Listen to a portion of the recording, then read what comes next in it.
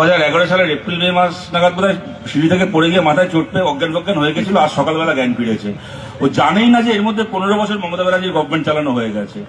CPM এর গোষ্ঠী ষষ্ঠী পুজো করে গেল। আরে ভাই, সিপিএম হেরে গেছে, সিপিএম চালাচ্ছেন না গভর্নমেন্ট এখন। আমরা যদি আজকে ভালো থাকি তাহলে মমতা ব্যানার্জির জন্য ভালো আছি, আর যদি এখন আমাদের মামাটি মানুষ হয়ে গিয়ে থাকে তাহলে মমতা ব্যানার্জির জন্য মামাটি মানুষ হয়ে গেছে। এখন সিপিএম এর সেন্ট্রাল কমিটি কি রেজলিউশনে লিখেছিল, জমি অধিগ্রহণ হ্যান ত্যান। জমি অধিগ্রহণ বিরোধী লড়াই করে মমতা বন্দ্যোপাধ্যায় ক্ষমতায় এসেছিলেন। ক্ষমতায় এসে দেউচা পাচামিতে লাখ লাখ টাকা মাইনে দিয়ে কতগুলো বুদ্ধিজীবী পুষেছেন, যাদের কাজ হচ্ছে সরকারের টাকায় মাইনে নিয়ে ওখানকার আদিবাসীকে জমি থেকে উচ্ছেদ করে আদানিকে সেই জমি ট্রান্সফার করা। এই কল্যাণী থেকে কয়েক কিলোমিটার এগুলো ফারাক্কার আমবাগান দিয়ে বিজেপি প্রজেক্ট করেছে, আদানিকে স্যাংশন করেছে। আদানি বিজেপির গভর্নমেন্টের স্যাংশন করা প্রজেক্ট, যে ফারাক্কা দিয়ে তার নিয়ে গিয়ে বাংলাদেশে বিদ্যুৎ বিক্রি করবে। তার জন্য আদানিকে ওই আমবাগান দখল করে ওখানে বিদ্যুতের পোল লাগাতে হবে। মমতা ব্যানার্জি ওখানকার বামপন্থী এবং কংগ্রেস কর্মীদেরকে মানে এমন ভাবে মারলেন, একজন কংগ্রেস কর্মীর স্ত্রী থানায় গিয়ে তার পাশে বসে তার স্বামীকে চিনতে পারছে না, তার চেহারা এমন পাল্টে গেছে।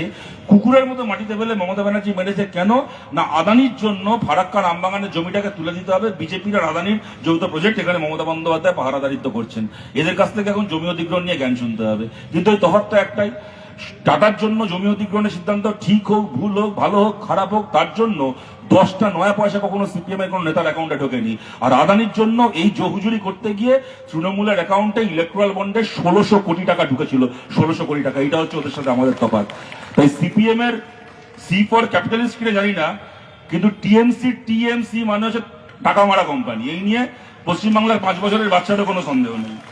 দ্বিতীয় কথা, আমি এখানে বলছি যে সাগর দত্তকে একটা কারেক্ট কথা বলেছে। আমি এত ভালো এত সব তৃণমূল নেতা সত্যি পাওয়া যায় না। বললো কি, আপনারা কি মানে বুঝলেন জানি না, আমি তোর কথা শুনে যা বুঝলাম যে সাগর দত্ত সামনে দিয়ে যখন যাবেন আপনার বাইরে থেকে দেখতে খুব ভালো লাগবে, ভেতরে কি চিকিৎসা হচ্ছে আমি বলতে পারবো না।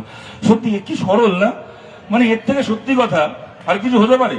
সরকারি হাসপাতালগুলোকে বাইরে থেকে দেখতে ফ্যান্টাস্টিক হয়েছে, ভেতরে গেলে লোক মরে যাচ্ছে। কি মিষ্টি, সেটা আবার দাঁড়িয়ে মাইকে বলছে। কিন্তু আমি বলছি আপনাদেরকে, এইটার পেছনেও না, আমরা এটাকে নিয়ে ঠাট্টা তামাশা ব্যঙ্গ বিদ্রুপ করতে পারি, কিন্তু এইটার পেছনে ঠান্ডা মাথার রাজনীতি রয়েছে। মুশকিল হচ্ছে, যে কোনো সাগর দত্ত বলুন কি যে কোনো হাসপাতালের সামনে দিয়ে, এছাড়াও এই সাগর দত্তের কথা বলছে তাই লজ্জা করছে না বলতে। আরজি করেন কত ঘটনার পরে আপনাদের মনে আছে, সাগর দত্ততে সরকারের পুলিশের গার্ডের চেকপোস্ট বন্ধ ছিল, ভেতরে ডাক্তারদেরকে পেটানো হয়েছিল। ওখানে যখন আরজি করের আন্দোলন যখন তুঙ্গে, সেই সময় সাগর দত্তের ঘটনা ঘটেছিল। সেই সাগর দত্ত নিয়ে বড়াই করছে যে সামনে দিয়ে যখন যাবেন দেখবেন বাইরেটা দেখতে খুব সুন্দর হয়েছে। আসলে এই রাজনীতিটা হচ্ছে, একটা সাগর দত্তের মতো একটা হাসপাতালের ভেতর যদি চিকিৎসা করায় 10 জন, তো সামনে রাস্তা দিয়ে হেঁটে যায় 100 জন। যদি ভেতরে এখন আমাকে ইসিজি মেশিন, ইউএসজি মেশিন, তার আর 5টা তার এক্সরে মেশিন, এমআরআই মেশিন বসাতে হয়, ডাক্তার দিতে হয়, নার্স দিতে হয়, ওষুধ রাখতে হয়, তার বেনিফিট পাবে ভেতরে 10টা লোক। 10টা লোকের ভোট পাবো আমি বড় জোর।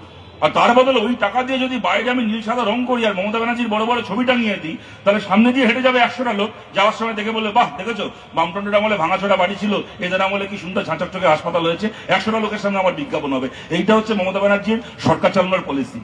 এই পলিসি দিয়ে পশ্চিমবাংলার মানুষের আখেরে কোনো ভালো হচ্ছে না খারাপ হচ্ছে, এটা আমরা বিচার করি। আসুন দেখুন, এই যে এখানে এর আগে বলার সময় বলা হয়েছিল, কদিন আগে দেখলাম মমতা বন্দ্যোপাধ্যায় কাজ করা না করা এত কিছু নিয়ে কথা হচ্ছে।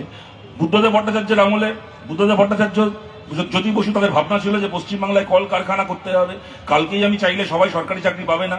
সরকারি চাকরি একদিকে নিয়মিত রিক্রুট করতে হবে, অপরদিকে বেসরকারি চাকরির সুযোগ তৈরি করতে হবে পশ্চিমবাংলা, যাতে ছেলেমেয়েরা মোটামুটি কাজকর্ম করে খেয়ে পড়ে বাঁচতে পারে। আবার 5টা লোক চাকরি করবে, করে মাইনে পাবে, সেই টাকা তারা আবার খরচা করবে, সেই খরচায় 5টা লোকের ব্যবসা হবে। এইরকম ভাবে একটা অর্থনীতি চলবে।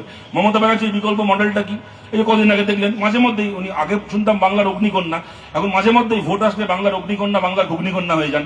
কদিন আগে দেখলেন আবার ঘুগনির বিজ্ঞাপন করেছেন, যে বউকে বলবে বাড়িতে ঘুগনি রান্না করে দিতে, বর গিয়ে রাস্তায় বিক্রি করবে, ভালো ইনকাম হবে। দেখুন, আমি কথাটা কোনো ব্যঙ্গ বিদ্রুপ করে বলছি না। ঘুগনি বিক্রি করা, চা বিক্রি করা কোনো খারাপ কাজ না, কোনো ছোট কাজ নয়। অন্ততপক্ষে অনির্বাণের পার্টির নেতাদের মতো ওই লোকের চাকরি বিক্রি করা, গরু বিক্রি করা, চুরির বালি কয়লা বিক্রি করার থেকে সম্মানের সঙ্গে রাস্তায় দাঁড়িয়ে ঘুগনি বিক্রি করা, মাথা উঁচু করে বাঁচার মতো একটা জীবন। ওই অভিষেক ব্যানার্জির মতো বাংলার চোর হওয়ার থেকে একজন ঘুগনি বিক্রেতা হওয়া একটা মানুষের মতো মানুষ হওয়ার পরিচয়। আমার সেই নিয়ে কোনো সন্দেহ নেই।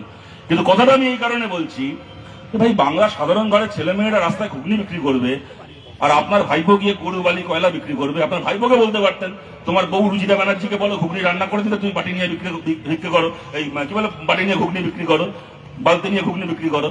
আমার ভাইপোর বউ দুবাই থেকে সোনা পাচার করবে, তোমার ভাইপোর শালি হচ্ছে ওই কয়লা স্মাগলিং করে অ্যাকাউন্টে টাকা ঢুকিয়ে সিঙ্গাপুর পালাবে, আর পশ্চিমবাংলার সাধারণ ঘরের ছেলেমেয়েরা পড়াশোনা করে বসে থাকবে, তাকে মুখ্যমন্ত্রী দাঁড়িয়ে বলবেন ঘুগনি বিক্রি করো, একবার বললেন কি কাশফুল দিয়ে বালিশ তৈরি করো, কদিন পরে এবার বলবেন মাকড়সার জাল দিয়ে মশারি তৈরি করো। এইগুলো হচ্ছে পশ্চিমবাংলার শিল্প হবে। সুতরাং দেখুন, আমি কথাটাকে আমার এই কারণে শেষ করছি যে এদের না এই সরকার চালানোর নাম করে এখানে সিপিএম এটা খারাপ করেছে, বিজেপি ওইটা খারাপ করেছে, কংগ্রেস ওইটা খারাপ করেছে।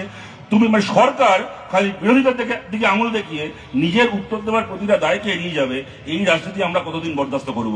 বিশ্বনাথ স্যার বলেছেন, প্রথমবার যখন বলেছিলেন আমি তাকে পুনরাবৃত্তি করছি না, খুশি হব অনির্বাণ আজকে এই কল্যাণী বইমেলা কর্তৃপক্ষকে যে অভিনন্দনটা জানালো, এই অনির্বাণ যদি কোনোদিন মমতা ব্যানার্জিকে অভিনন্দনটা জানাতে পারে যে কি ভালো আপনি অন্ততপক্ষে সরকারের টাকায় মন্দির তৈরি না করে আর ইমাম ভাতা পুরোহিত ভাতা না করে সরকারের টাকায় আপনি কলকারখানা তৈরি করছেন, সেই দিনটার দিকে তাকিয়ে আছি যেদিন অনির্বাণ এই অভিনন্দনটা মমতা ব্যানার্জিকে জানাতে পারবে। মাঝখান থেকে কি হচ্ছে, আজকে কারণ মানতে ভালো লাগুক কি না লাগুক, জবে থেকে মমতা ব্যানার্জি ঠিক এই যে হুমায়ুন কবির ওখানে মসজিদ তৈরি করছে, করে বলছে আমি ভোট করবো, এই করবো, হ্যান করবো, এতগুলো আসন জিতবো, শুনতে খারাপ লাগছে কথাটা আজকে, কিন্তু আপনাদেরকে বলছি সরকারের টাকায় মন্দির তৈরি করে মমতা ব্যানার্জি পশ্চিমবাংলায় এই রাজনীতি করার সুযোগ তৈরি করে দিয়েছেন যে আর একটা লোক এসে বলবে যে তুমি যদি গভর্নমেন্টের টাকায় মন্দির তৈরি করতে পারো তাহলে আমি সাধারণ মানুষের টাকায় কেন আমি একটা মসজিদ তৈরি করতে পারবো না।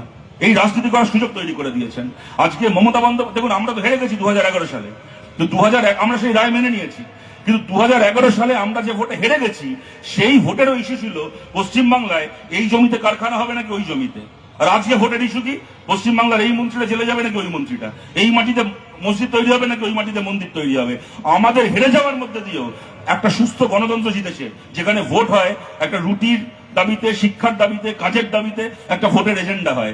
আমরা হেরে গেছি, সেই ভোটে আমরা পরাজিত হয়েছি, কিন্তু আমরা পরাজয়ের মধ্যে দিয়েও মানুষের এই এজেন্ডাগুলোকেই সামনে সারিতে রেখে গেছি। আর এরা আসার পরে কি করলো, 1 কোটি ভোট এরকম ভাবে এরা জিততে পারে, হারতেও পারে, কিন্তু আলটিমেটলি পশ্চিমবাংলার একজন তৃণমূল ঘরের সাধারণ ছেলেমেয়েও হারলো, যে ছেলেটা যে মেয়েটা এখন ঘরে বসে দেখছে, তার জন্য মমতা ব্যানার্জি দীঘায় জগন্নাথের মন্দির বানাবে, হুমায়ুন কবির বেলডাঙ্গায় বাবরি মসজিদ বানাবে, আর তৃণমূল পরিবারের একটা সাধারণ ছেলে একটা সাধারণ মেয়ে কি করবে, হাতে বাটি নিয়ে ওই মন্দির মসজিদে সিঁড়িতে বসে ভিক্ষে করবে, সে জীবনে চাকরি বাকরির মুখ দেখবে না।